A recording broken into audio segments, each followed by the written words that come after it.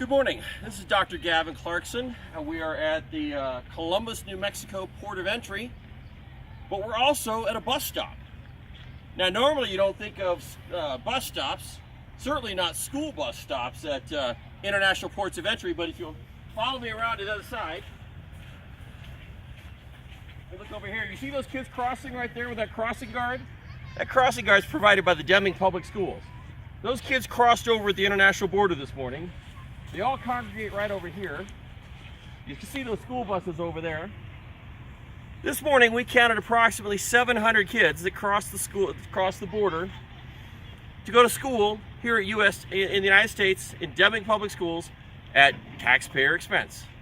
Yet none of their families live in the United States. The families all live in Mexico.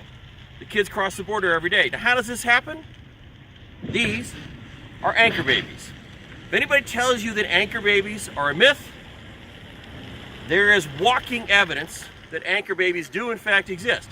What happens is their mothers somehow get a visa, either tourist visa or a temporary humanitarian visa, because they can get a note from the clinic in Palomas, Mexico, saying they need to visit a hospital on an emergency basis, and it's too far to drive to Ciudad Juarez, and poof, the baby's born in the United States and is automatically considered to be a U.S. citizen.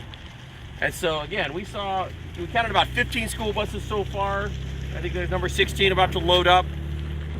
Typical school bus seats about 60 to 70 kids. So again, we've seen almost 700 kids get out across the border this morning to go to school at taxpayer expense. And basically the babies are born, and 18 years later, they could sponsor their parents to legally cross. Oh, here comes another school bus. Right there. Picking up more anchor babies. And again, I don't fault the parents. I don't fault the kids. They are gaming a system that is broken. The law needs to be changed because the system is broken. And people will talk about birthright citizenship, but birthright citizenship, I can prove to you that birthright citizenship is being misinterpreted. Everybody says that anybody born in the United States has always been a citizen since the 14th Amendment. But that's not true. If my father had been born 2 years earlier, he would not have been a citizen, because my father was American Indian. My mom's American Indian. She's born a little bit later, but American Indians were not made citizens until 1924. Even though they were born inside the boundaries of the United States, even though they were subject to jurisdiction of the United States, they weren't automatically citizens.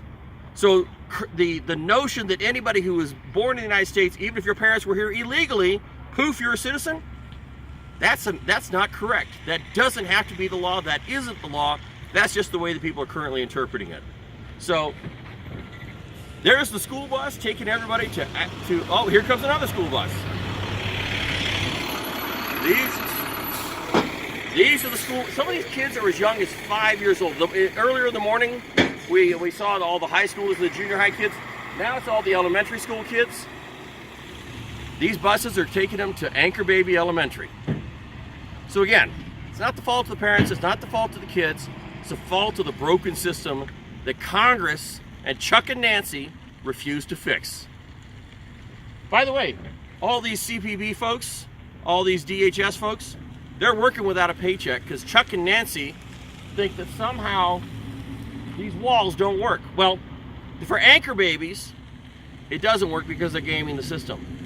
But we have this government shutdown, and yet the good, hard-working folks over at DHS are still doing their job. Because they went through and processed all those kids this morning and every morning that they're at school. So this is on-the-ground evidence of a fundamentally broken system.